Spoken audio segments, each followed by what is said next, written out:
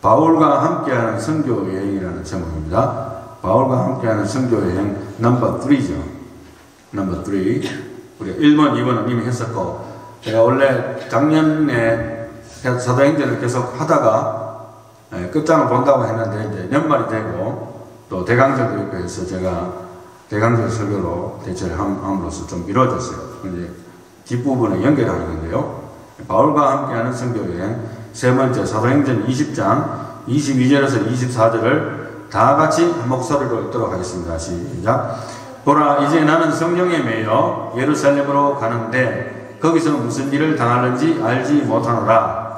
오직 성령이 각 성에서 내게 증언하여 결박과 환난이 나를 기다린다 하시나 내가 달려갈 길과 주 예수께 받은 사명 곧 하나님의 은혜의 복음을 증거하는 일을 마치려 하면은 나의 생명조차 조금도 귀한 것으로 여기지 아니하노라. 아멘.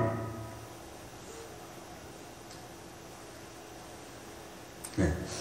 1차 선교 여행을 간단하게 이야기하면 안디옥 시리아에서 출발을 합니다. 그래서 실루기아 시리아 항구 그 구브로의 섬 살라미, 바보, 밤빌리아의 버가, 안디옥, 여기서는 비시디아의 안디옥입니다. 그래서 비시디아의 안디옥과 시리아의 안디옥의 차이는 시리아의 안디옥은 선교의 베이스 캠프고 비시디아 안디옥은 선교지입니다. 예. 그리고 이고니온, 루가니오스의 두 섬, 루스드라, 더베, 그리고 더베에서 정점을 찍으면서 다시 돌아옵니다. 루스드라, 이고니온, 안디옥, 이거는 비시디아 안디옥이죠. 그 다음 밤빌리아의 버가, 아탈리아, 그리고 안디옥으로 돌아옵니다. 그래서 갔다가 왔던 길로 거의 돌아왔어요. 그 방식으로 했던 걸 제가 이야기했고, 2차 선교 여행은 역시 비슷한 코스를 받긴 했습니다만 조금 더 사역이 많고 깁니다. 그래서 보면 신라와 함께 시리아의 안디옥 교회에서 다시 선교사로 파송을 받습니다. 출발지가 똑같죠. 시리아의 안디옥 베이스 캠프에서 출발을 합니다. 그래서 육로를 이용해서 길리기아의 더베와 루스드라 교회들을 돌아보고, 그리고 루스드라에서 누구를 만나냐 하면 디모데를 조력자로 삼습니다. 그래서 바울과 실라, 디모데 이렇게 되죠. 그리고 이제 소아시아 내륙의 부르기아, 갈라디아를 두루 지나서 소아시아 서쪽 끝의 항구 도시 드로아에 이르러서 환상을 보게 되고, 그리고 드로아에서 배를 타고 사모드레가, 그 다음에 네아폴리를 거쳐서 빌립보에 도착을 합니다. 그리고 거기에서 이제 자세 곶감 장사 루디아에게 복음을 전하게 되고, 귀신 들려 점치는 여자를 고치고 이 일로 감옥에 들어가는 일이 생기고 감옥에서 기적적으로 석방이 되죠. 그리고 이제 암비볼리, 아볼리아를 거쳐서 데살로니가에서 전도를 하고, 이방인들은 복음을 받지만 유대인들의 방해를 받고 밤중에 베레아로 떠나게 됩니다. 야밤 도주를 하죠. 그리고 베레아에서 성공적으로 복음을 전했지만은 데살로니가에서 쫓아온 유대인들의 핍박을 받아가지고 실라와 디모데를 남겨둔 채 혼자서 아덴으로 떠납니다. 그리고 이제 아덴의 아레오바고 법정에서 철학자들과 변론하고 복음을 증거하고, 고린도에서 다시 실라와 디모데와 합세를 합니다. 본도 출신 브리시갈라와 아굴라 부부의 도움을 받아서 18개월 동안 체류하면서 전도를 했던 기록이 나오고요. 그리고 이제 고린도에서 겐그리아를 거쳐서 에베소에 이르고, 에베소에서 교회의 성도들과 문안한 다음에 배를 타고 가이사랴에 상륙해서 또 예루살렘을 거쳐서 안디옥으로 귀환합니다. 결국에는 이제 안디옥으로 출발해서 안디옥으로 가게 되죠. 다시 똑같은 결과가 났죠. 네, 잠시만요. 컴퓨터가 버퍼링. 그리고 오늘 이제 3차 전도 여행이 됐습니다. 3차 전도 여행은 사실상 18장 23절에서 21장 16절까지인데요. 우리가 이제 2차 선교 여행도 다 마치고 했습니다만 여러 가지 사역에서 연매가 많지 않습니까? 근데 이제 3차도 수리아 안디옥에서 출발해서 갈라디아 지방, 부르기아 지방, 그리고 에베소, 그러니까 두란노 성원에서 2년 동안 복음을 증거합니다. 사실상 그 지역에서 3년 동안 체류를 하는데 2년간 두란노 성원에서 복음을 증거하고요. 또 마게도냐, 헬라, 그리고 헬라를 정점으로 다시 돌아오면서 마게도냐, 빌립보, 드로아, 아소, 미둘레네, 기오, 사모, 밀레도, 고스, 로도, 바다라, 구브로, 그리고 두로, 돌레마이, 가이사랴, 그 다음에 어디로 갑니까? 예루살렘으로 갑니다. 그래서 그게 바울의 세 번째 여행이에요. 그리고 이제 3차 전도 여행지에서 일어난 일을 간단하게 제가 정리를 하면요. 갈라디아, 부르기아 지역에서 제자들을 찾아다니면서 믿음을 일단 굳게 했고, 그 다음에 에베소 지역에서는 아볼로라는 사람의 사역이 기록이 되어 있습니다. 사도 바울은 아니지만 이 사람의 사역이 상당히 영향력 있는 사역이었던 것이 사도행전에 기록이 되어 있고요. 그리고 아까 이야기했듯이 사도 바울이 두란노 성원에서 장장 2년을 계속적으로 하나님 말씀을 가르쳤어요. 장기적으로 스테이하면서 복음을 가르쳤습니다. 그리고 이제 귀신 축출과 마술책들을 공개적으로 불사르고 은장색 데메드리오의 소동이 있었고요. 그리고 이제 드로아에 가면 3층 위에서 떨어져 죽은 유두오가 말씀을 듣다가 이제 졸다가 떨어져 버렸어요. 죽었는데 하나님이 사도 바울을 통해서 살렸어요. 즉각적으로. 그런 일이 있었고, 밀레도에서 에베소 장로들을 불러서 이제 권면과 부탁을 합니다. 이게 바로 오늘 본문 말씀이에요. 오늘 본문 말씀. 사도 바울이 밀레도에서 에베소에 있는 장로님들 불러가지고 권면하기 위해서 불렀습니다. 그 본문의 배경이고요. 이제 본문의 배경을 살펴보면은 16절부터 보면 바울이 아시아에서 지체하지 않기 위하여 에베소를 지나 배 타고 가기로 작정하였으니 이는 될 수 있는 대로 오순절 안에 예루살렘에 이르려고 급히 가미르라. 바울이 밀레도에서 사람을 에베소로 보내어 교회 장로들을 청하니 오매 그들에게 말하되 아시아에 들어온 첫날부터 지금까지 내가 항상 여러분 가운데서 어떻게 행하였는지를 여러분도 아는 바니 곧 모든 겸손과 눈물이며 유대인의 관계로 말미암아 당한 시험을 참고 주를 섬긴 것과 유익한 것은 무엇든지 공중 앞에서나 각 집에서나 거리낌이 없이 여러분에게 전하여 가르치고 유대인과 헬라인들에게 하나님께 대한 회개와 우리 주 예수 그리스도께 대한 믿음을 증언하는 것이라. 이게 이제 배경이 나오고 오늘 본문 말씀이 나옵니다. 22절에 보라 이제 나는 성령에 매여 예루살렘으로 가는데 거기서 무슨 일을 당하는지 나는 알지 못하노라. 오직 성령이 각 성에서 내게 증언하여 결박과 환난이 나를 기다린다 하시나 내가 달려갈 길과 주 예수께 받은 사명 곧 하나님의 은혜의 복음을 증거하는 일을 마치려 하면은 나의 생명조차 조금도 귀한 것으로 여기지 아니하노라. 보라 내가 여러분 중에 왕래하며 하나님의 나라를 전파하였으나 이제는 여러분이 다 내 얼굴을 다시 보지 못할 줄을 아노라. 이제 마지막이라는 것을 감지했던 것 같아요. 얼마 전에 제가 몇 주 전에 LA에 있는 저희 와삼촌이 하나님 품으로 가셨다고 이야기했잖아요.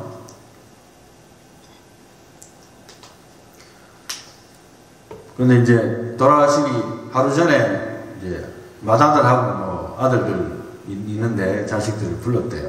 몸도 안 좋고 불러서 내가 아무래도 이제 떠날 때가 다 된 것 같다 이렇게 하면서 불러서 있는데 또 그날은 또 생생했는 거예요. 물론 이제 몸이 일단은 기본적으로 안 좋은 상태가 되어 있었는데 말짱한 거예요. 말짱했는데 그 다음날 이제 많이 안 좋아졌어. 어차피 병원에 가기로 이제 보이면 잡고 딸이 와서 이제 가려고 하는데 조금 안 좋다, 기운이 너무 안 좋다, 워커도 못 잡을 정도가 된다 해가지고 겨우 부축해서 차를 태워서 병원 갔는데 병원에 가자마자 급격하게 호흡곤란이 오고 폐렴 증세가 심해져서 병원에서 주님 품으로 가셨어요. 그래서 이와 마찬가지로 사도 바울도 이제 자기가 떠날 때가 얼마 안 남았다는 것을 성령이 가르쳐 주는 거예요. 그래서 환난과 핍박이 오고 있다는 걸 아는데도 불구하고 내 사명대로 나는 가야 된다. 그걸 알지만 그게 내가 가야 될 길이라는 걸 안다는 거예요. 누가 말입니까 이걸. 그래서 그런 상황이 지금 돼가고 있는 상황을 이야기를 해주고 있는 거예요. 그래서 이제 3차 여행을 계속해서 설명하면 이제 두로에서 예루살렘에서 가는 것을 만류하는 이야기가 나옵니다. 이제 사도 바울이 두로로 갔는데 또 21장 4절에 제자들을 찾아 거기서 이래를 머물더니 그 제자들이 성령의 감동으로 바울더러 예루살렘에 들어가지 말라 하더라. 큰 환난이 기다리고 있기 때문에 안 됩니다. 이렇게 이야기를 한 거예요.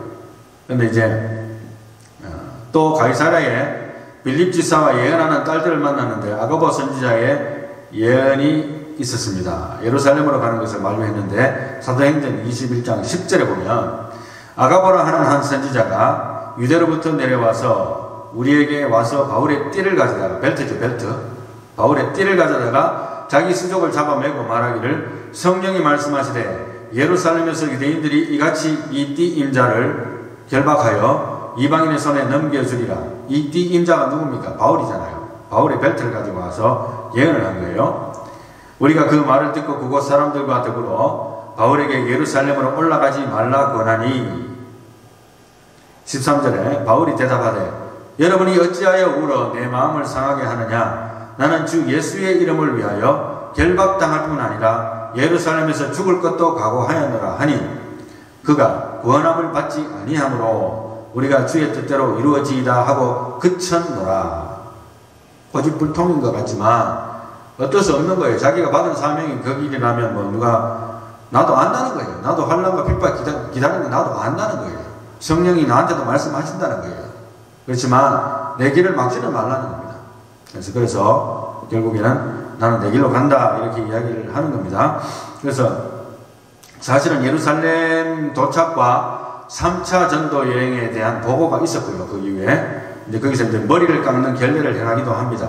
유대인들에게 극단적인 유대주의자들은 내가 그때도 이야기했지만 예루살렘 총회에서 아무리 결정을 내려가지고 이방인들조차도 예수를 믿는 믿음으로만 구원받고 할례 같은 것은 안 해도 되고 이렇게 이야기를 했지만, 그죠? 그렇게 총회적으로 도덕법만 내세웠지만 극단적인 유대주의자들은 I'm not gonna listen to you 이런 거예요. 너는 해라. 나는 안 듣는다는 거예요. 복음을 받았는데도 그렇게 나오는 겁니다. 그래서 그런 사람들은 아주 오히려 복음의 적이 됐죠. 그래서 그들의 맹공격을 피하기 위해서라고도 생각이 되는데 머리를 깎고 이렇게 어떻게 보면 난리도 치고 이렇게 했는데 결국에는 이제 사도 바울은 그 극단적인 유대주의자들에게 대해서는 하나의 지명수배자 같은 존재입니다. 복음을 있는 그대로 희석시키지 않고 있는 그대로 증거하고 적극적으로 증거했기 때문에 그들에게는 완전히 죽인 놈이 된 거예요. 죽인 놈. 그래서 지명수배자 같은 그런 존재가 됐는데 나머지 이야기는 다음 시간에 하도록 하겠습니다. 이제 오늘 말씀의 결론을 내리겠습니다. 말씀의 결론을 내려야 되는데요. 3차 선교여행을 이제 마치고 우리 사도 바울의 헌신된 마음을 보고 결론을 내려야 되는데 이렇게 내리고 싶습니다. 우리가 사도 바울의 1, 2, 3차 선교여행을 다 보고 나서 제가 개인적으로 내리고 싶은 결론은 뭐냐면은 교회에는 권위가 있어야 됩니다. 권위가 있습니다. 그리고 그 교회의 권위는 반드시 어떻게 돼야 된다? 존중돼야 됩니다. 제가 약간의 언급을 했습니다만은 1차 선교여행 때 이미 파송을 받은 선교사로서 바울과 바나바가 선교사로 파송을 받았고 그리고 거기에 덧붙여서 마가 요한이 같지 않습니까? 물론 나중에 이제 바울이 다 용서하고 품어주는 사건들이 많은 세월이 이루고 난 다음에 이루어지기는 하지만 나중에 2차 선교여행 갈 때는 중도 하차한 마가 요한을 데리고 갈 것이냐 말 것인가 때문에 둘이가 아주 극심하게 다퉜어요. 바나바와 바울이. 그러나 사실은 우리가 교회 질서상으로 본다면 총회에서 파송된 선교사로서 개인적인 감정은 뒤로 하고 파송받은 선교사로도 바울과 바나바는 함께 했었어야 돼요. 말하자면 바나바가 고개를 숙이고 들어갔어야 됩니다. 그런데 내가 볼 때 내 개인적인 생각을 해요. 그런데 바나바는 그렇지 하지 않고 서로 다투었기 때문에 갈라서 버렸어요. 갈 길이 갈려버렸지 않습니까? 그래서 그런 면에서도 상당히 우리가 아쉬운 점이 있어요. 그래서 교회는 권위가 있어야 되고 개인적인 감정을 미니스트리 할 때 포함시켜서 하다가는 사단이 날 수가 있다. 그래서 하나님의 일을 할 때에는 내 이익보다는 하나님의 이익이 우선이고 내가 생각하는 아이디어보다는 질서를 위해서 때로는 사도의 권위에 복종하는 것도 필요하다. 그래서 교회에서 제일 중요한 것도 역시 복종이에요. 복종 훈련을 하는 거예요. 내 마음에 안 드는데 목사님 의견이 내 마음에 안 드는데 그리고 재직교회에서 공동회에서 결정한 사항이 내 마음에 안 드는데 그래서 나 이 교회 안 나간다. 그리고 나 이 글을 안 듣겠다. 이런 것은 아닌 것 같아요. 내 마음에 안 들어도 그것이 죄 짓는 것이 아닌 나는 순종하고 따라줘야 됩니다. 그래야만 하나님의 일이 진행이 돼요. 그래서 바나바의 아쉬운 점이 바로 그것이 아닌가 한번 했고요. 그래서 교회에는 권위가 있어야 되고 그 권위는 존중돼야 되고, 오늘 결론은 사실 두 개예요. 그리고 사명자는 하나님의 일을 자기 목숨보다 소중히 여겨야 됩니다. 아이고 목사님 그럼 나도 이제 목숨 버리고 이제 선교사 가야 되겠네요. 이렇게 좀 오해 좀 하지 마시라고 제가 자세하게 좀 설명을 하겠습니다. 그러나 일단 기본적인 아이디어는 사명자는 하나님의 일을 자기 목숨보다 소중히 여겨야만 되는 것이 사명자예요. 그런 생각조차 없다면 목사를 내려놓는 게 좋을 것 같아요. 제 생각에. 목회자나 특별히 선교사. 물론 이제 평신도도 하나님의 주신 사명이 있어요. 그렇지만은 목사나 선교사 하는데 나의 목숨이나 나의 재산, 나의 모든 목표가 하나님의 일보다도 먼저다. 이렇게 하면은 일단은 기본적으로 disqualified 된 사람입니다.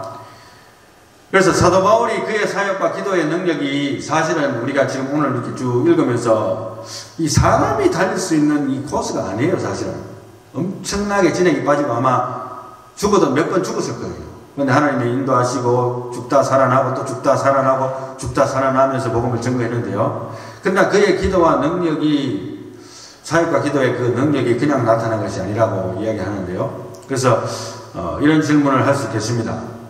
여러분, 기도의 능력을 원하십니까? 저를 포함해서 기도의 능력이 나타나기를 원하세요? 그러면 이렇게 하면 됩니다. 자기 자신을 먼저 하나님 앞에 드리면 됩니다.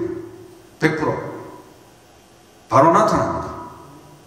여러분들이 10년 동안 기도하던 것때 능력 안 나타나는데 나 자신을 100% 드려버리면요 1초 만에 능력 나타나버려요.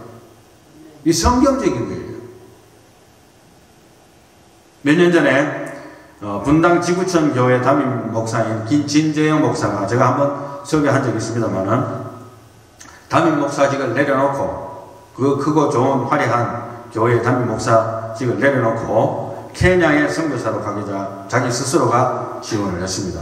그래서 성도들이 도저히 받아들일 수가 없는 거예요. 충격을 받아들일 수 없으니까 한 달 동안 우리 기도해보고 결정합시다 뭐 이런 식으로 해가지고 했지만, 결국에는 진재영 목사가 하나님 앞에 받은 사명을 막지는 못했어요. 그래서 가서 제가 알고 있기로는 국제교회 담임 목사가 되었고 그 지역에, 그리고 신학교 학장으로서도 사역을 하게 되었습니다. 상당히 큰 그릇이에요. 사실은. 네, 그렇게 했고, 사실은 아이러니하게도 타코마 제일침례교회 최승환 목사님이 지구촌 교회 목사로 가셨더라고요. 인터넷에 보니까. 제가 그 설교도 한 번씩 듣고 있는데, 그런 일들을 보았어요. 자기를 하나님 앞에 드리니까 하나님의 역사가 나타나는 거예요. 사람들은 좋은 거 왜 그렇게 좋은 자리 버리고 가느냐 이렇게 생각할지 모르겠지만은 본인이 받은 사명이라는 데는. 제 와이프가 이제 얼마 전에 저한테 리타이어하고 나서 선교지에 헌신하고 싶다 그렇게 이야기를 하더라고요. 남도 아니고 제 와이프가. 그래서 제가 조금 찬물 끼얹는 이야기를 했어요. 목사로서 믿음이 없는 이야기인지 모르지만 It will not happen 했어요. 그런 일은 일어나지 않는다 했어요. 내가 왜 그런 이야기 했는가면, 나이가 들어서 선교지에 가서 일단 산다는 자체가 거의 불가능한 거였어요. 솔직한 말로. 네. 물론 하나님 능력 주시면 다 됩니다. 네. 그렇지만은 제가 한국 군대, 미국 군대 다 갔다 온 사람이고 온 세상 다 돌아다닌 사람이에요. 고생 다 해본 사람입니다. 현지 적응이라는 자체가 굉장히 어렵습니다. 여러분. 환경이 다른 환경에서 벌레 나오는 곳에서 마음껏 살 수 있다는 거, 그 절대 쉬운 거 아니에요. 에레미야에 가서 3장 27절에 28절에 이런 말씀이 있습니다. 굉장히 제가 좋아하는 말씀인데, 사람은 젊었을 때에 멍에를 매는 것이 좋으니 혼자 앉아서 잠잠할 것은 주께서 그것을 그에게 배우셨습니다. It is good for a man that he should bear the yoke in his youth. 젊었을 때 하나님께 드리는 거예요. 왜 자꾸 나이 들어가지고 나중에 안 되니까 하나님 나를 써주시옵소서. 물론 그것도 하나님 받으세요. 네. 그것도 나 아니라는 건 이야기 아닙니다. 그러나 왜 젊었을 때 복음을 받았는데 왜 우물쭈물합니까? 시간 가게. 아예 드려버리지. 꼭 목사 되라는 이야기는 아니에요. 내가 하나님을 위해서 더 헌신할 수 있는 찬스들이 여러분의 삶에 아마 있었으리라고 나는 봅니다. 지나갔잖아요. 시간을. Let him sit alone and be silent since he has laid it on him. 혼자 서서 잠잠하라는 거예요. 불평불만하지 말고 감사하고, 하나님 왜 내가 이 젊을 때 내가 어떻게 하다 보니까 이렇게 이 길을 걸었으니까 내가 이렇게 힘든 줄 알았다면 목회길을 안 하실 텐데, 이런 생각도 한 번쯤은 들 수 있어요. 그러나 어떻게 보면 shut up and listen, 입을 막고 딱 들으라는 거예요. 하나님 말씀을. 하나님께서 그것을 너에게 배우셨다는 거예요. 아무것도 몰랐기 때문에 가능했는지도 모르지요. 저같이 나는 중학교 때 하나님께 드린 몸인데 아무것도 몰랐죠. 뭐합니까 내가.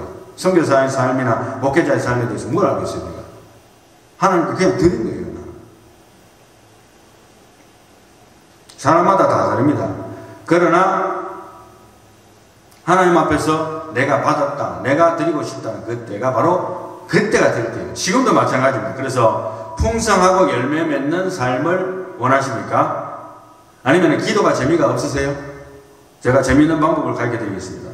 이제 하나님께 그만큼 받아놓고 또 더 받으렵니까? 이제 주시옵소서 이제 그만해도 돼요. 솔직한 말로. 너무 풍요해요. 그만 기도해도 됩니다. 하나님 다 줘요.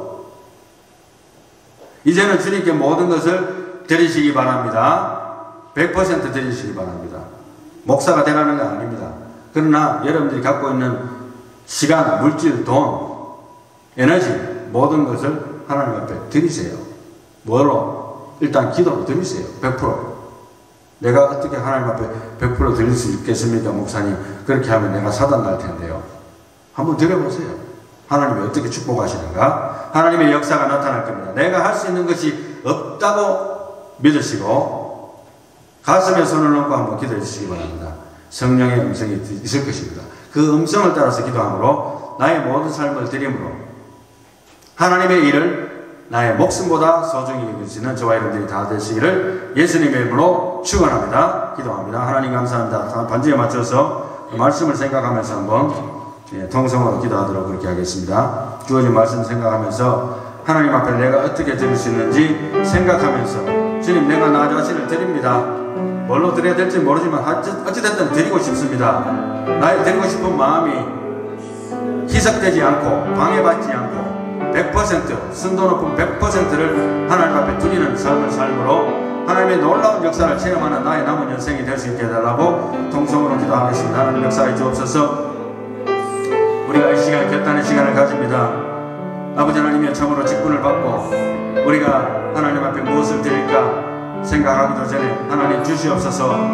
하나님이 주시지 않았기 때문에 내가 드릴 수 없다고 생각했던 모든 오만과 믿음이 없음을 저희들 꾸짖어 주시고 우리의 가슴에 손을 넣고 하나님이 얼마나 우리에게 큰 축복 주셨는가 생각하고 아버지 하나님이여 10%를 드리고 50%를 드리고 7%를 드리고 90%를 드렸다 할지라도 나머지 10%를 드리지 못한 우리가 이제 이 시간 아버지 하나님 앞에 마음을 열고 100%를 하나님 앞에 올려드립니다라고 입술로 고백하게 하시고 아버지 하나님이여 마음에 주저함 없이 나의 모든 인생을 몽땅 주님께 바쳐드립니다라고 고백할 수 있는 인생이 되게 하시고 지금까지 그렇게 살지 못했던 우리의 태도, 우리의 생각, 우리의 마음가짐, 우리의 모든 삶의 전반적인 총체적인 제약들과 구습들을 버리고 아버지 하나님의 참으로 새로운 마음으로 2023년도를 바라보며 주님 모시는 그날까지 선의의 경쟁, 전도의 경쟁, 기도의 경쟁 아버지 하나님이여 선한 싸움을 살아나갈 수 있는 저희들이 되어서 아버지 하나님이여 참으로 우리의 개인적인 삶뿐만 아니라 우리의 교회와 우리 이웃과 우리 가정 속에서 30배, 60배, 100배의 역사 하나님의 놀라운 성령의 역사 하나님의 놀라우신 축복의 역사 하나님의 강력하게 역사하시는 기적의 역사들을 마음껏 맛보다가 조합하실 수 있는 참 주님의 귀한 사역자들로 살아갈 수 있는 우리들이 될 수 있도록 세계로 성령교회가 될 수 있도록 저희들을 축복해 주시옵소서. 예수님의 이름으로 기도합니다.